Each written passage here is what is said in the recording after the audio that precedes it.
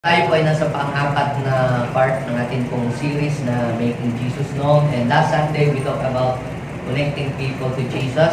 And today, ang pamagat po ng mensahe na i-share ko po sa bawat isa sa atin ay pinamagatan ko pong Never Stop Proclaiming Jesus. Sabihin mo sa iyong katabi, Never Stop Proclaiming Jesus. Sino ditong gusto niyang pumayapa sa kanyang tahanan, magkaroon ng kapayapaan, sa kanyang barangay, magkaroon ng kapayapaan? Gusto po ninyo magkaroon ng peace sa inyo pong opisina? Ang kailangan po ninyong gawin ay i-proclaim si Jesus doon sa lugar na yon. Unless na si Jesus ay ating mai-proclaim sa lugar na magulo, ay walang tunay na kapayapaan sa place na yon.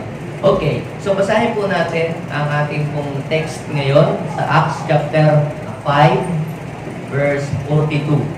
Day after day, in the temple courts and from house to house, they never stop teaching and proclaiming the good news. Sabihin natin, good news.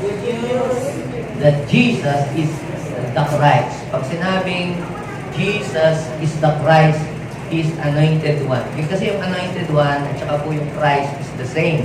Ibig sabihin ay siya ang hinirang at pinili, pinahiran para siya ay magiging tagapagligtas ng sangkatauhan. Now, kung babasahin po natin, yung pong text na yan, ay it seems very easy para sa mga apostles ang ipahayag ang salita ng Panginoon. Kung titingnan natin, wow, ang dali naman nilang mag-share. No?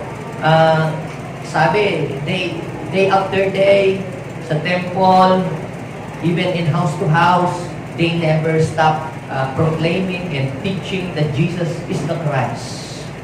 Parang titingnan natin mga kapatid, sa verse na yan ay napaka-alwan, napakadali naman nilang naibabahagi si Lord sa mga tao. But the truth is, when you read the whole story of the book of Acts, diyan po sa Acts chapter 3, at saka po sa Acts chapter 5, pag binasa niyo po yung the whole story, ay hindi po madali ang sitwasyon nila ng mga apostol. Dahil sila po ay nasa gitna ng matindi pong persecution. Nag-start po yan nung ang mga apostol, si John at saka si Peter ay pumunta po sa temple para po mag-pray. Nakakita po sila ng isang lalaking lumpok na namamalimos. Tapos pinagaling po nila yung lumpok. Tapos yung pong mga tao amazed na amazed. At yung pong mga tao habang sila po ay na-amaze at talagang sinisiyasat nila paano gumaling yung pong lumpok, ang ginawa po ni Peter ay siya po ay nag-preach. Pinoint out po niya si Jesus. Sabi niya po sa mga tao, akala niyo ba itong taong itong lumpong ito gumaling dahil sa aming kabutihan, dahil sa aming kabanalan, dahil sa aming katuwiran? Hindi. Ang nagpagaling sa kanya, si Jesus, na inyong ipinapako sa krus. Ang walang kasalanan, pinapako niya sa krus. Pero siya ay ginawa ng Diyos na tagapagligtas, siya ay namatay, pero siya ay nabuhay na maguli. Because of that, marami pong mga tao ang sumampalataya at naniwala sa ating Panginoong Diyos.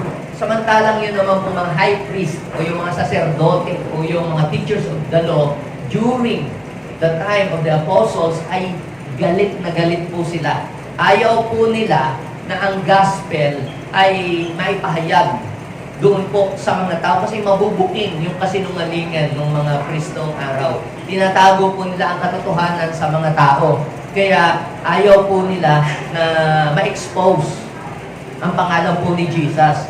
Kaya ano po ang ginawa nila doon po sa Acts chapter 4 verse 2 hanggang 4. Galit na galit po yung mga saserdote o mga priest. Kaya ang ginawa po nila sa mga apostol, ito po'y kanila pong ipinakulong. Dahil sila po ay nagpipreach na si Jesus po ay muling nabuhay. Anong pinipreach nila? Si Jesus ay muling nabuhay bilang tanda na yun daw kung mga namatay na sumampalataya kay Jesus ay mabubuhay din. Kaya ang ginawa po nila doon sa verse 3, ipinakulong ang mga apostol. So ibig sabihin hindi po madali pala yung sitwasyon nila during that time. Pero Ganun pa man, sabi sa verse 4, yung mga nakarinig sa kanilang sineshare na nampalataya at umabot daw po ng 5,000, mga lalaki pa lang yun.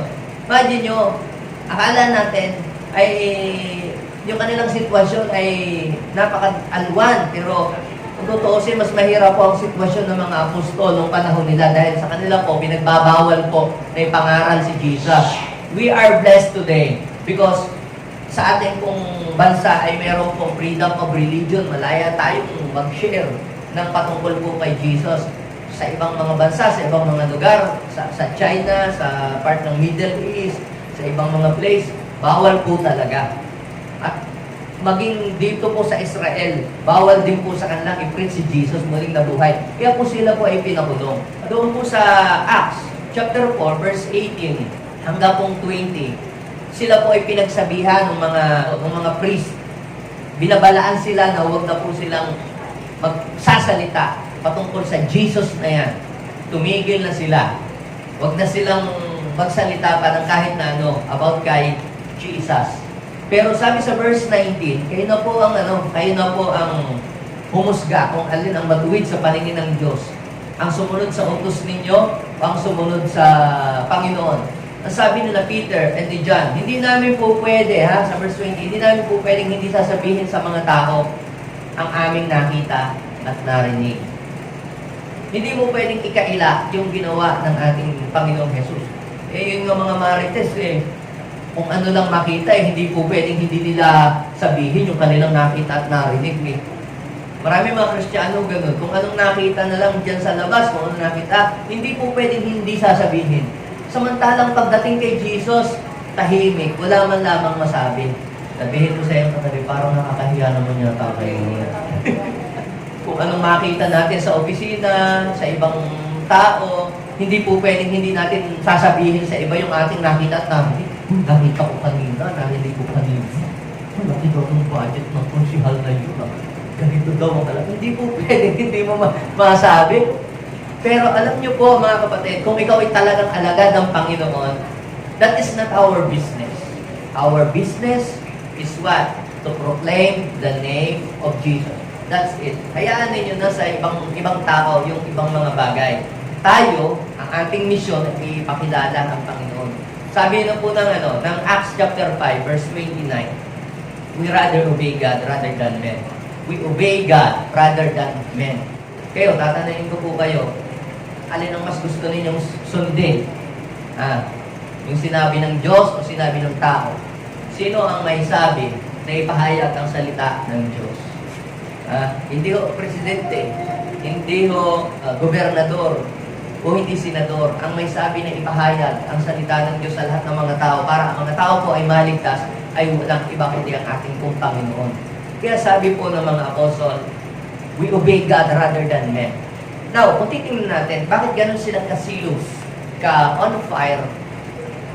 Bakit sila ay full of enthusiasm na i-share ang salita ng Diyos kahit nasa gitna ng mga persecution, kahit may mga trials, kahit mayroong mga circumstances, may mga humahadlang, ang daming obstacle. Kung tutuusin, daig pa po tayo nila. At sila, ang dami po nilang mga problema na kinakaharap. Sila po ay pinagbabantaan, sila po ay kinukulong, pero hindi sila paawat.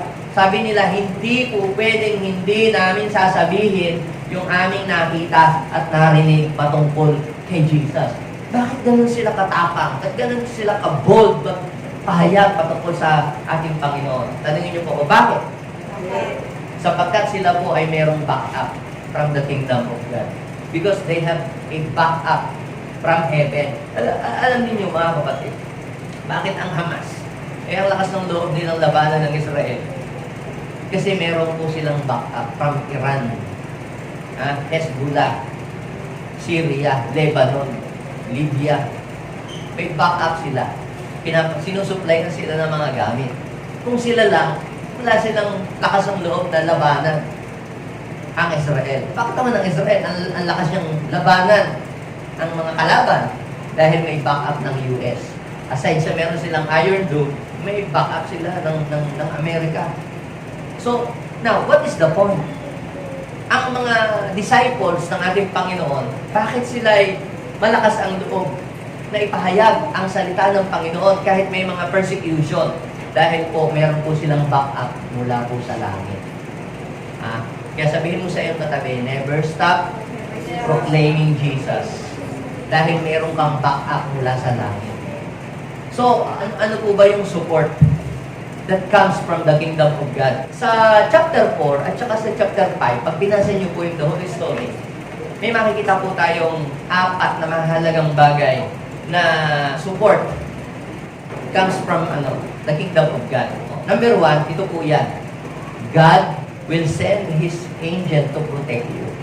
Kapag ikaw ay magpapahayag ng salita ng Panginoon, kahit sa mga delikadong lugar, kahit sa mga lugar na against ang mga tao sa Panginoon, kahit sa mga lugar na sabihin natin ang mga tao ay mga halang ang kaluluwa, hindi ka papabayaan ng Panginoon.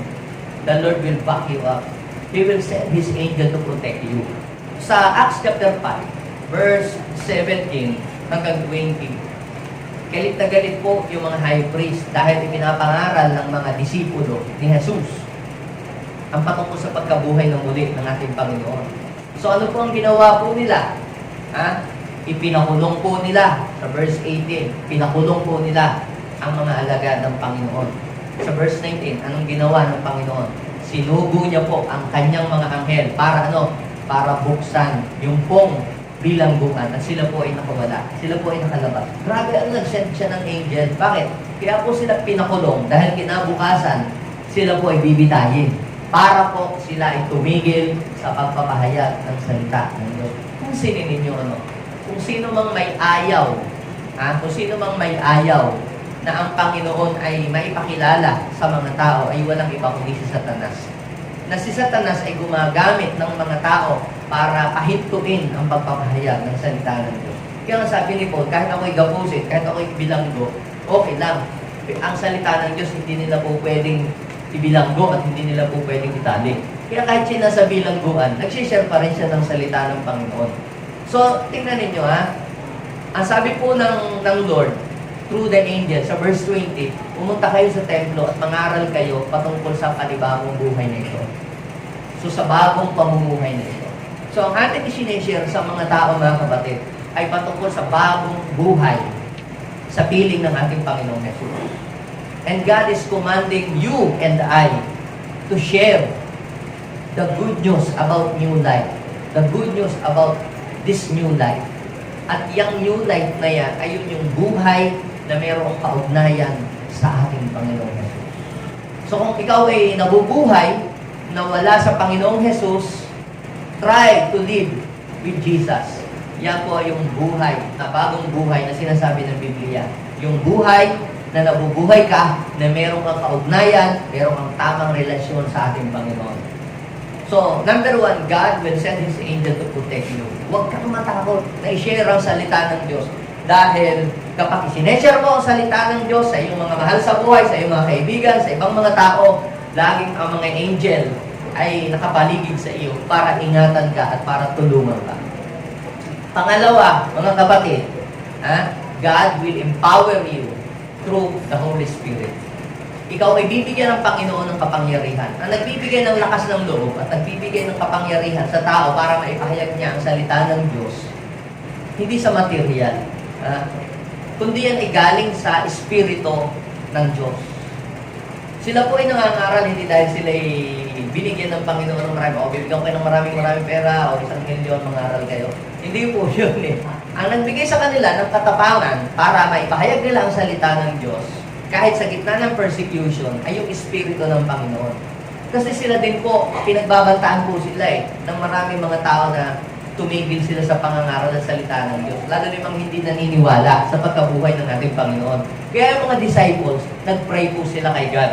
Nabigyan sila ng katapangan at lakas ng loob. And right after na sila po ay mag-pray, sabi ng Acts chapter 4, verse 31, na-shape po yung foundation ng lugar ng kanila pong pinagtitipunan at sila pong lahat ay napuspos ng Espiritu Santo at sila po ay buong tapang na nangaral ng salita ng Diyos. Kita niyo po, ang Lord ang nagbibigay ng kalakasan.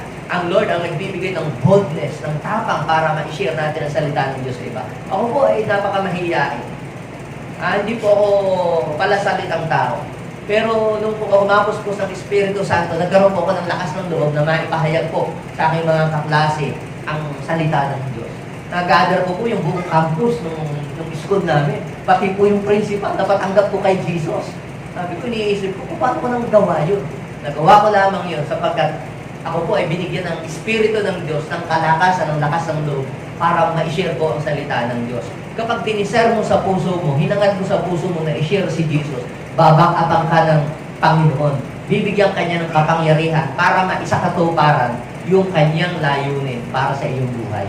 So, ang pangatlo, mga kapatid, sino dito gusto niyang i-share si Jesus sa ibang tao? Yes. Sigurado kayo?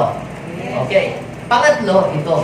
God will pour out His abundant blessing upon you. Gusto mo bang ma-bless ang iyong buhay?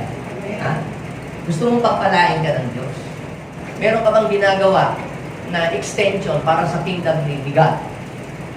Ako naniniwala, mga kapatid, lahat ng tao gusto i-bless ng Lord sa lahat ng area ng buhay. Spiritually, emotionally, and even financially, gusto ng Diyos na i-bless tayong lahat. Yung iba, ayaw mapag-usapan yung blessing sa pulpit. Kasi dahil prosperity gospel daw. Pag binuksan niyo po ang Bible, ang blessing ni Lord, the blessing of the Lord make us rich and He add no sorrow with it. Pag sinabing blessing sa Bible, spiritual, natural, physical, every part of our being, i-bless talaga ng Panginoon. Even material, even financial. Kumpleto si Lord pag nagpala. Hindi naman pinagpala ka lang sa spiritual, sa material ay hindi. Ito po, iba eh. Pinagpala na sila, binigyan na sila ng anointing. Ha?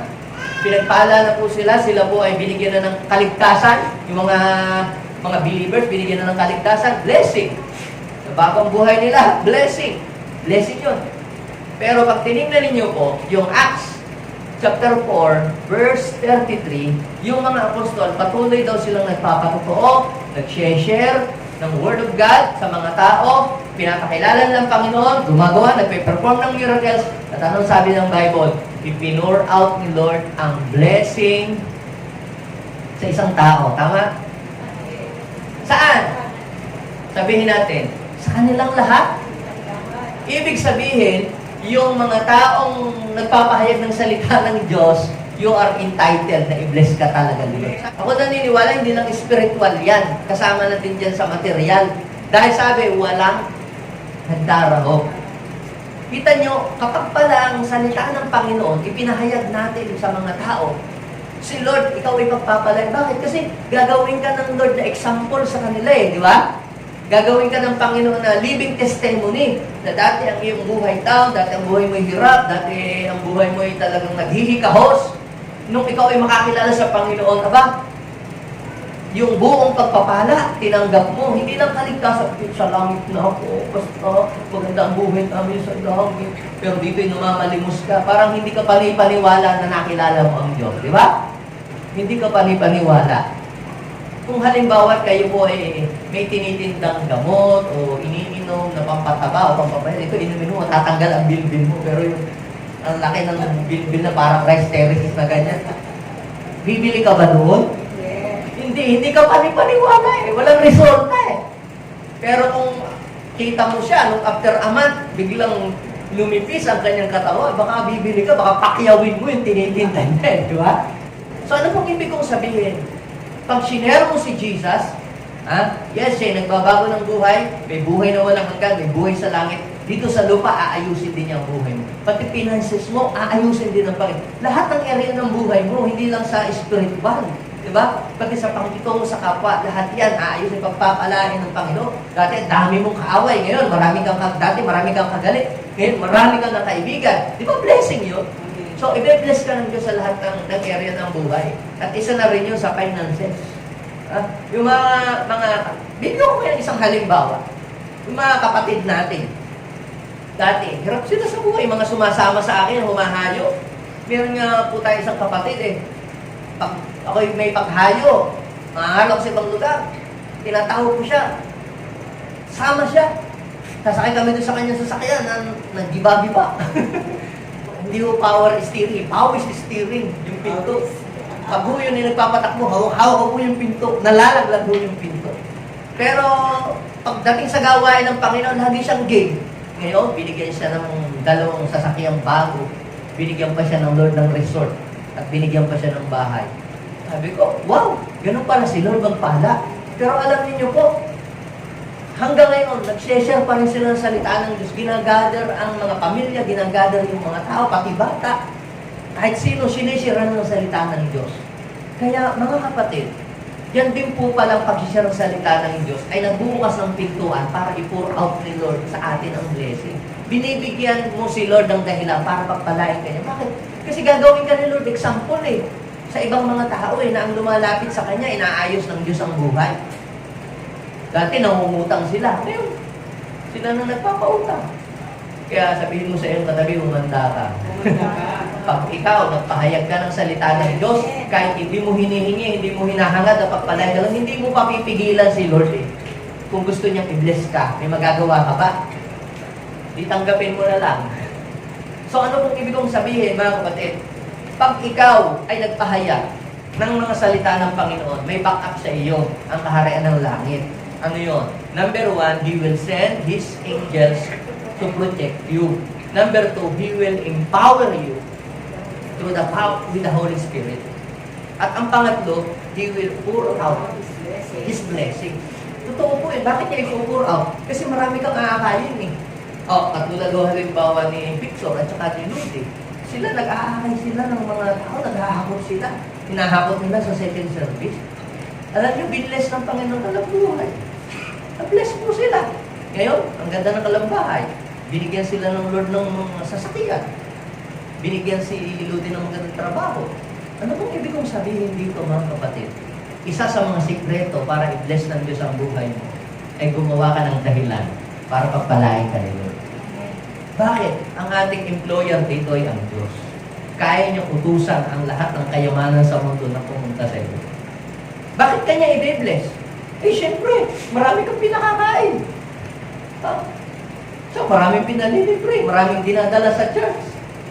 Kaya, mga kapatid, kumanda ka sa abundant supply ni Lord. Pag ikaw ay may ginawa para sa kingdom ni Lord, hindi po pwedeng hindi ka i-bless mo. Dahil may ginagawa ka para sa kanyang kaharian. Ako nga po may mga bata sa amin na pinaglinis. Bunutin ninyo yung mga damo-damo dito sa kasi mahaba ng damo. Papulutin nyo. Sila din naman na nagkalat. Akala ninyo ganun lamang. Ay pagkatapos ang pera, pinagmirita ko sila. Bakit? May ginawa sila para sa akin. Hindi man sila humihingi ng kahit na ano. Pero, ako'y na-touch dahil sa kanyang ginawang kabutihan para sa akin. Ako'y tao, na-touch ako. Ibinless ko sila. Sa palagay ninyo, si Lord, may ginawa ka sa Panginoon, hindi kaya din siya matatouch. Nakikita ng Panginoon ang iyong pangailangan. Ngayon, hindi mo gagawin yon, hindi dahil para i-bless ka. Wrong motive na yon. Hindi mo gagawin yun para yumaman ka, hindi mo gagawin yun, wrong motive na yon. Gagawin mo yon para maparangalan at mabigyan ng kaluwalhatian ng Diyos. At bahala na siya kung ano ang pagpapalang gusto niyang ipagkaloob sa iyo. Number 4, God will use influential people to stand for you. Gagamit siya ng mga taong may mga katungkulan, mga taong kilala, para back-upan ka. Kung dumating yung time na ikaw ay nasa matinding pagsubok o nasa matinding problema, hindi mo na alam kung ano yung gagawin mo, may mga taong tutulong sa iyo na padala si Lord. Itong mga disciples na ito, grabe po yung kanilang persecution, mga kapatid. Pero alam niyo po, meron pong isang lalaki na kilala, ginagalang ng mga Hudyo. Ang pangalan niya po si Gamaliel. Yan po ay mababasa ninyo sa Acts chapter 5, verse 33 hanggang 34-35. Higit po yung mga high priest. Bakit? Kasi yung mga disciples, nakapag-perform sila ng miracle sa pangalan ni Jesus. Samantalang sila po, yung mga high priest, hindi naman sila nakapag-perform ng miracle. Kaya gusto po nilang ipapatay yung pong mga disipulo ng Panginoon. Pero mayroon pong ginamit si Lord na tao para patahimikin yung mga nagbabanta sa kanilang buhay. Sino po yun? Si Gamaliel. Sa verse 34 and 35, ang ang sabi ni Gamaliel, inipon niya yung mga tao, pinalabas niya muna yung mga disciples, tapos kanyang sinirmunan, pinagsabihan yung mga high priest, yung mga pariseyong mga Hudyo. Maghunos dili kayo, isip-isipin ninyong mabuti yung mga pinaggagawa nyo. Huwag kayong basta-basta kumilos. Huwag kayong padalos-dalos. Huwag kayong magpadala sa inyong emosyon. Pag-isipan nyo mabuti ang gagawin nyo sa mga taong ito. Pinagsabihan niya yung mga nagtatangka sa buhay ng mga alagad ni Jesus. Tingnan ninyo sabi sa verse 38 and 39. Kung ang pagpupursige na ginagawa nila ay para sa tao, hindi sila magwawagi. Sabihin mo sa iyong katabi, kung ang ginagawa mo ay sa tao lang, hindi ka magtatagumpay. Sabi ng verse 38, Acts chapter 5 verse 38, kung ang ginagawa ng mga tao ito, ang pagpupursige nila ay para sa tao, anong sabi? Mabibigo sila. Kaya pala, minsan, kapag may plano tayo, ang ganda-ganda ng plano natin, di ba? Pero, hindi nagsasucceed yung plano natin. Minsan, gumastos tayo sa plano natin. Bakit hindi nagsasucceed?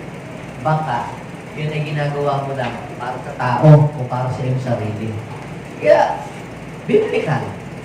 Kapag ang pagpupursige ng isang tao, ginagawa nilang yung para sa sarili niya o para sa tao lang, mabibigo siya. But, ang sabi ng verse 39, kung mula sa Diyos, hindi ninyo masasansala at lilitaw pang lumalaban kayo sa Panginoon. So, ibig sabihin, kapag ang isang bagay na ginagawa mo sa Diyos, may backup sa iyo ang Panginoon, tutulungan ka niya para magtagumpay ka sa iyong mission. Amen? Yes. Yan man ay sa pangangaral ng salita ng Diyos, yan man ay sa pagbibusiness, o yan man ay sa iyong trabaho. Kapag ginagawa mo yan, para sa tao, para sa iyong sarili, posibleng ikaw ay mabigo. Pero pag ginagawa mo yan, para sa Panginoon, at yung ginagawa mo, galing kay Lord, inilagay ng Lord sa puso mo, at yung ginagawa mo, ipinapagawa ng Panginoon, kapatid, hindi ka mabibigo, kasi tutulungan ka ng Panginoon. And because of that, ang sabi ng Bible, yun daw pong mga priest, na pahinuhod sila sa payo ni Gamaliel. Huminto sila, tumahimik sila. So, see? Kaya kapag ikaw ay may gagawin para isang bagay, para kay Lord, tandaan mo, laging may backup sa iyo ang kalangitan. Laging si Lord ay mayroong tulong na gagawin para sa iyo. God will send His angel to protect you. God will empower you through the Holy Spirit. God will pour out His mighty blessing, abundant blessing upon you, and He will use influential people to stand for you. Sabihin mo sa iyong katabi, never stop proclaiming Jesus. Kung yung mga nag-share sa inyo ng salita ng Diyos, nag-i-invite sa inyo, yung inyong pinagtatawanan, yung sinasabihan yung baliw, yung inyong sila ay pinipersecute, ay nag-stop, baka hindi po kayo naligtas.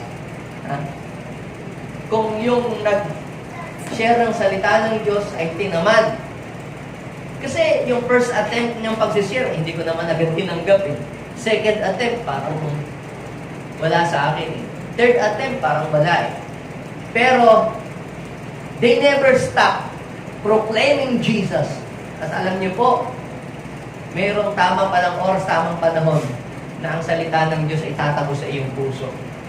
Kaya sabihin mo sa iyong katabi, dahil hindi nagsawa, yung taong ginamit ng Lord para sa iyo, para makakilala ka sa Kanya, ikaw din, never stop proclaiming Jesus to other people. Bakit? Dahil ito ang magbabago ng buhay nila. At ito din ang magbabago ng buhay mo. Yes. Palapakan natin ang Panginoon.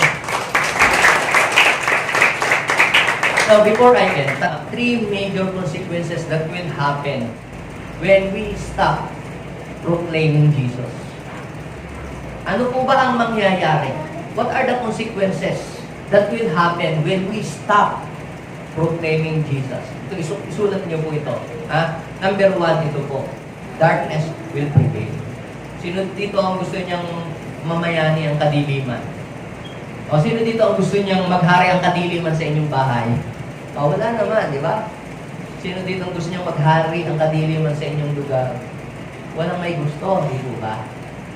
Pero sa totoo lang, kung hindi natin ipapahayag ang salita ng Diyos sa ating mga kaklase, sa ating mga kasambahay, sa ating mga kaibigan, sure na sure po yun.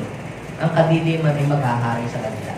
Maghahari ang kadiliman sa ating mga anak. Maghahari ang kadiliman sa ating pamilya kapag hindi po tayo nag-witness sa kanila patungkol kay Jesus. Sa Genesis chapter 1, verse 1 hanggang 2. Pansinin nyo to, ha?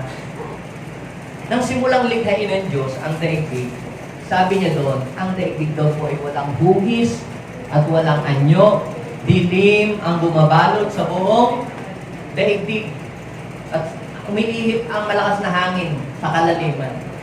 Darkness was covered the whole earth. The wind hovering over the water.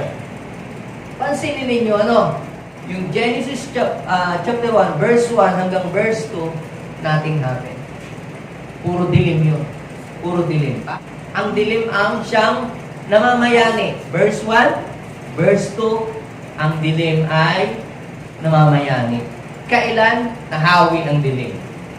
Sabi ng verse 3, let there be light.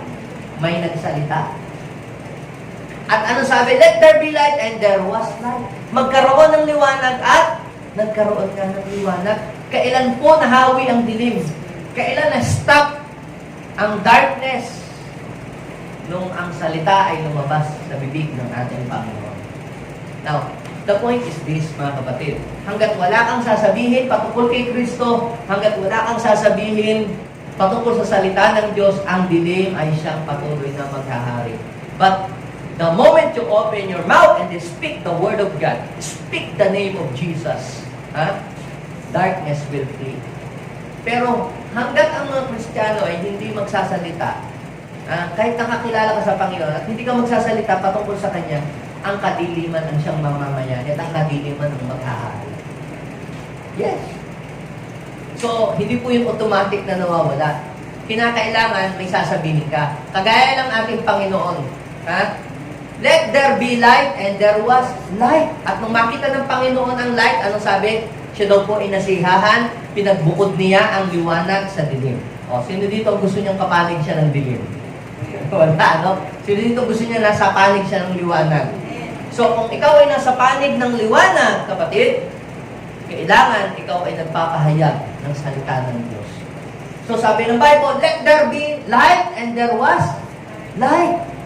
Paano dadating? Paano darating ang liwanag sa pamilya mo, sa school mo, sa mga kaibigan mo? Paano darating ang liwanag sa kanilang buhay? Pag nag-share ka. Alam niyo po, sa Bible, ang light, meron pong tatlong simbolo ang light. Number 1, si Jesus. So, sino yung simbolo ng light na yon? Si Jesus. John chapter 8, verse 12. Jesus said, I am the light of this world. So, number 1 symbol ng light, si Jesus. Pangalawang simbolo po ng light ay ang Word of God, ang salita ng Diyos. Sabi po ng Psalms 119 verse 105, Your word is the lamp unto my feet and the light unto my path.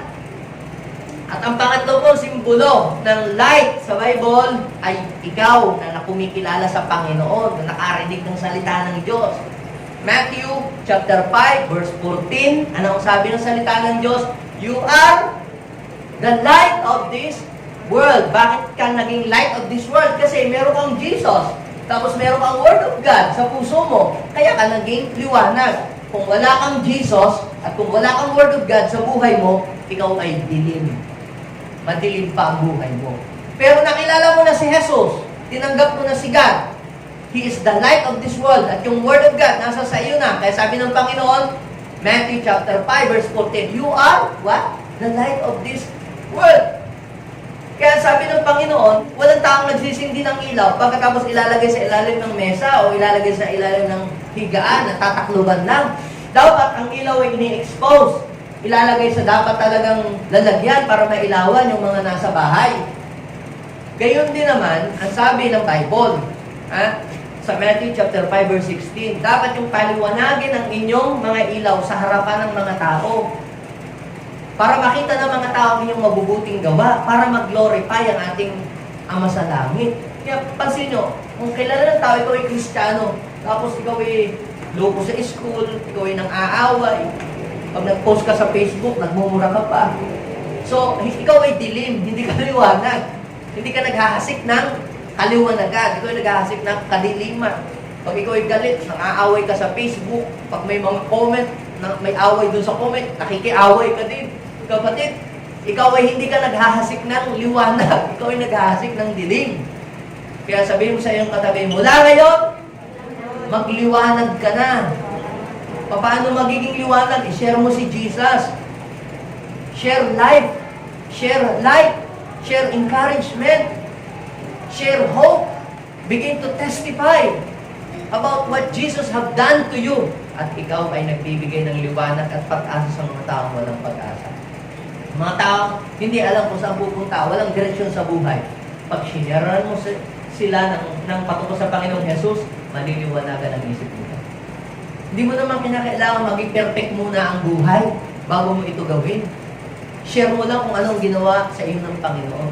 Sabihin mo nga sa iyong katabi, hindi mo kinakailangan hintayin maging perfect muna ang buhay.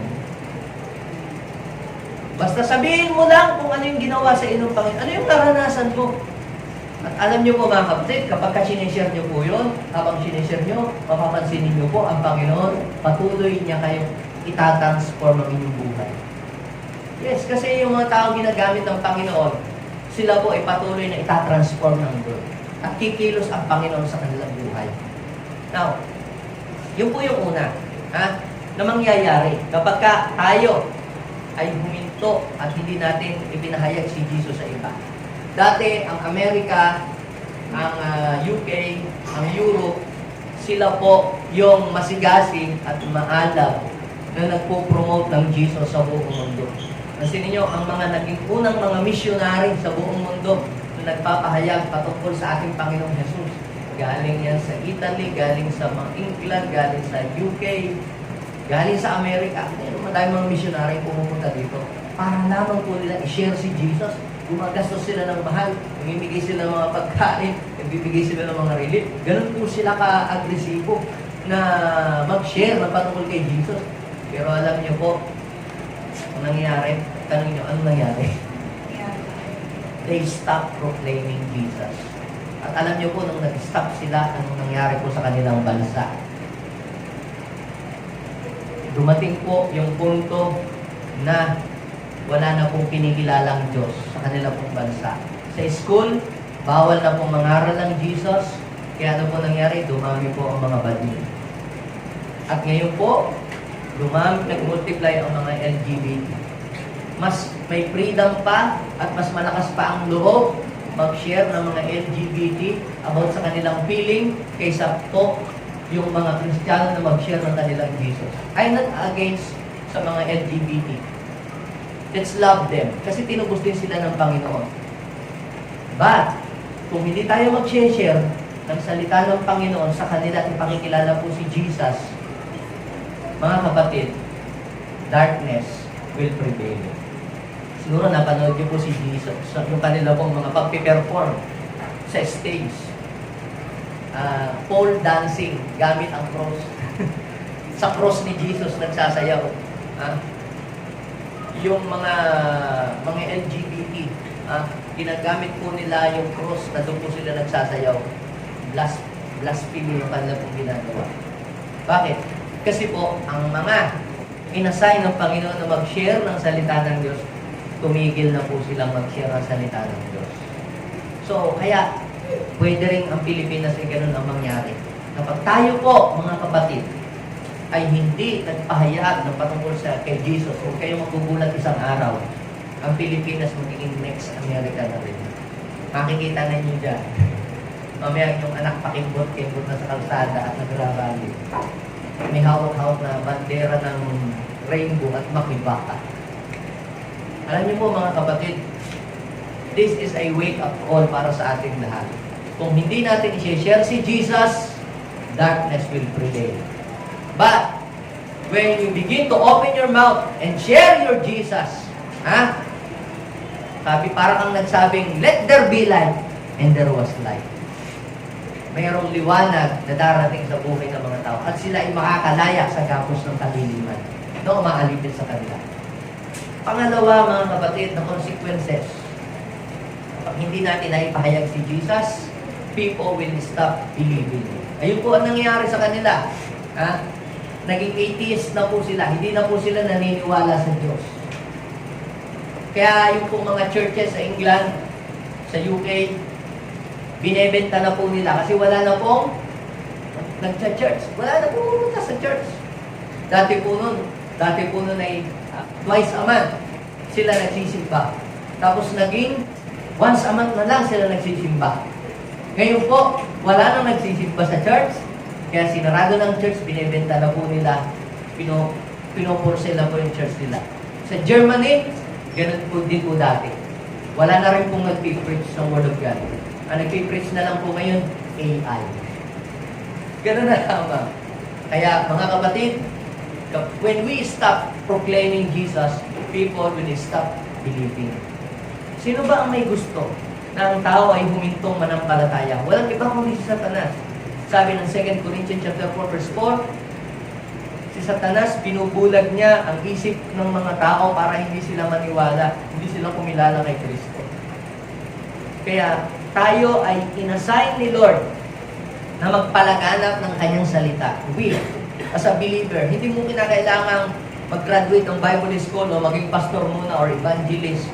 Basta't nakilala mo, tinanggap mo si Jesus, you have a mission to accomplish. You have a mission to fulfill. Kailangan mong ipahayag at ipakilala si Jesus sa buhay ng ibang tao. Yun din yung nangyari.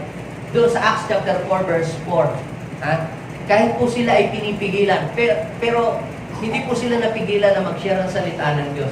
And dahil doon, mga kapatid, merong nakarinig at yung mga nakarinig ng salita ng Panginoon, sabi po ng Acts chapter 4 verse 4, yun daw po mga nakarinig po nito, mga kapatid. Ito daw po, sumampalataya at umabot daw po ng 5,000. Mga lalaki pa lamang po yun. Kaya, mga kapatid, sa oras na ito, tayo po ay china-challenge ng Panginoon na huwag tayong papayag na tayo ay mga, kung sasabi natin tayo anak ng Diyos, tayo ay mananahimik lang sa kabilang tabi. Sabihin sa iyong katabi, huwag kang papayag na maghahari ang dilim. Share your Jesus. Share your life. Sabi ng Romans chapter 10 verse 17, faith comes through hearing and hearing the Word of God. So, ang pananampalataya ay nagsisimula sa pakikinig at pakikinig kung may nangangaral patungkol kay Christ. So, faith comes through hearing and hearing. So, kinakailangan pala na mayroong salita ng Diyos na ma-preach sa mga tao para ang mga tao po ay magkaroon po ng faith kay God. At sabi po ng Mark, chapter 16, verse 16, ang sabi po doon, yun daw pong sumampalataya, maliligtas. Pero yung hindi sumampalataya, ang sabi ng Mark 16:16, mapapahamak. So, ibig sabihin, ang mga tao, kinakailangan makarinig ng salita ng Diyos para magkaroon po sila ng faith kay God. Pero kung walang mangangaral, ang sabi ng Romans, chapter 10, verse 14, paano sila tatawag kung hindi naman nila, wala silang naririnig patungkol sa kanila, hindi nila alam ang tatawagan. Paano naman sila makakarinig kung wala namang nag-share? Kaya ikaw, kaya mo nakilala ang Panginoon, may nag-share sa iyo. May ginamit si Lord. Kaya huwag kang papayag na pagdating sa iyo ay mahinto. Dapat mo rin ipagsabi kung anong ginawa ng Panginoong mabuti sa iyong buhay. Palagay ko naman kahit katuldo, kahit siguro naman isang dangkal may ginawa ang Panginoon sa iyo, huwag mong hayaan na yun naandun lang sa ilalim ng takalan o nandun sa ilalim ng higaan. Sabi ng Bible, walang nagsisindi ng ilaw na inilalagay sa ilalim ng higaan. Dapat ilagay sa dapat lalagyan. Gayon din, kung may ginawa ang Panginoon sa inyo, kahit maliit na bagay, ipagsabi mo ang ginawa ng Panginoon. Alam niyo po mga kapatid, kung kayo po ay nag-brown out sa inyong bahay at meron lamang kayong isang maliit na kandila, di po ba isisindihan po ninyo yung kandilang yun? Ganito po ba? Ay, ang liit naman ng kandila. Huwag na natin ilabas. Kahit maliit yung iyong kandila, ilalagay mo yun doon sa iyong lamesa. Dahil madilim sa inyong bahay, maliliwanagan yung iyong bahay. Hindi mo naman kinakailangang malaki muna yung kandila. Basta kahit maliit yung kandilang yan, dahil madilim, basta pag yung kandilang yan, sinindihan mo, liliwanag. Nang ibig kong sabihin, kahit maliit lang na bagay o maliit lang na blessing na ginawa sa iyo ng Panginoon at isinare mo, magbibigay ng liwanag sa mga taong nasa dilim. Are you with me? So, ang pangatlo, mga kapatid, na mangyayari, kapag ang mga anak ng Diyos, ang mga Kristiyano, ay nag-stop ng pag-proclaim patungkol kay Jesus, many will perish. Gusto niyo po bang mapahamak ang inyong kaibigan? Mapahamak ang inyong kasambahay? Mapahamak ang inyong jowa? Yeah, sa langit kayo, tapos yan, sa impyerno, kakaway-kaway. Mapahamak ang inyong mga magulang, ang inyong mga kapatid. Ayaw kong mapahamak. So, kung ayaw mong mapahamak sila, ano ang kailangan gawin mo para sa kanila? Kinakailangan mong i-share ang kaligtasan ng ating Panginoon before everything is too late. Sabi sa Ezekiel chapter 33, verse 8, ang sabi po ng Panginoon, kapag sinabi ko sa isang tao na siya ay mamamatay at di mo ipinaabot sa kanya upang siya ay makapagbagong buhay, mamamatay nga siya sa kanyang kasamaan, ngunit pananagutan mo ang kanyang kamatayan. So, ibig sabihin, lahat naman ng tao ay mamamatay.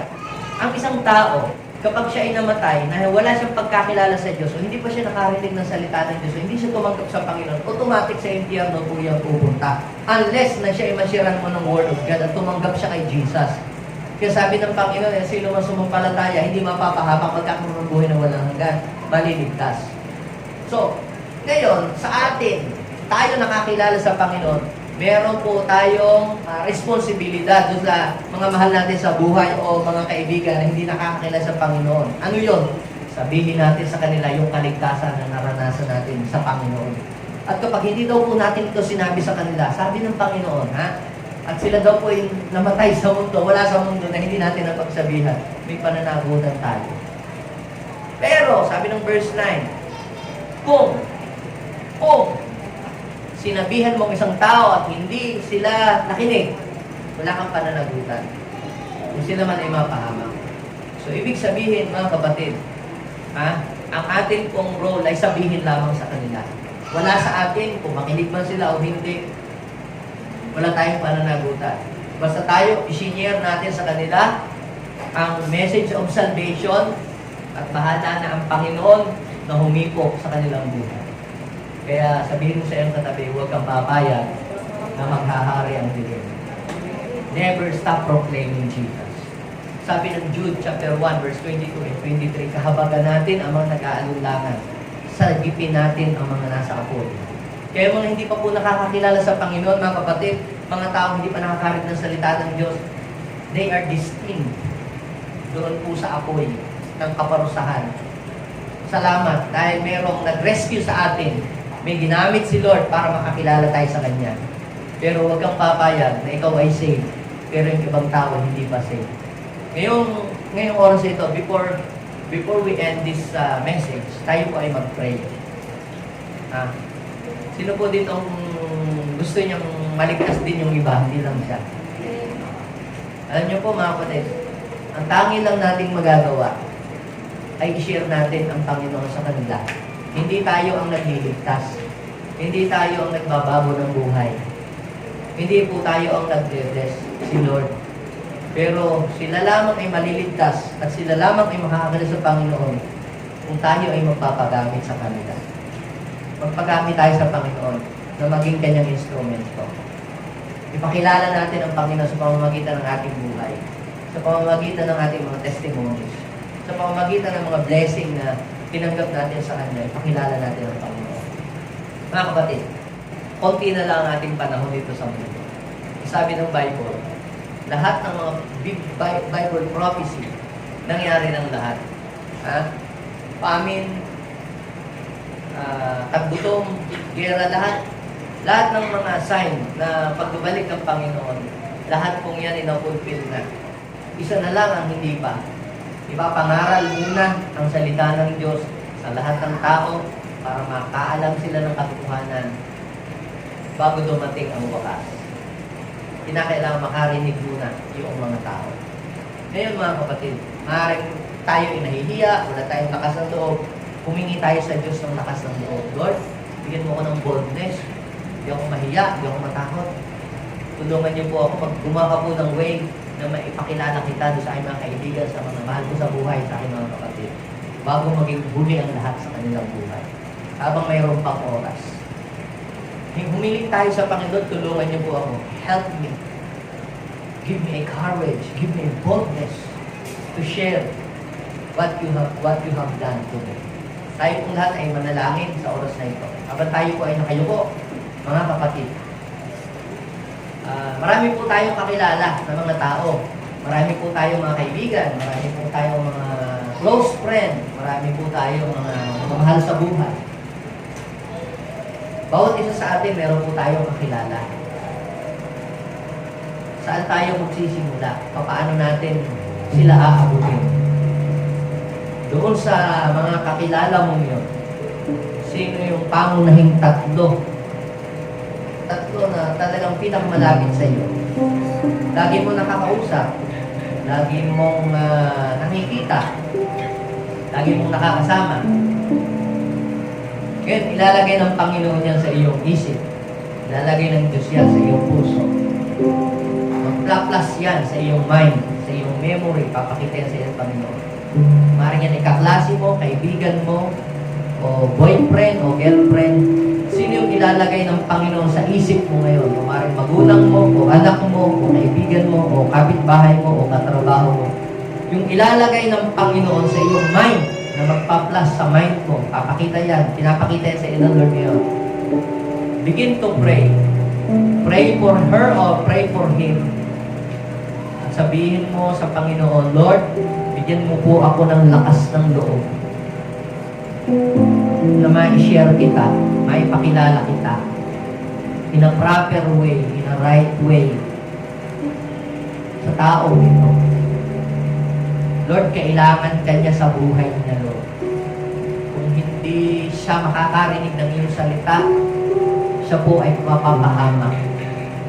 Lord, gamitin mo po akong instrument. Daluyan ng iyong mga salita.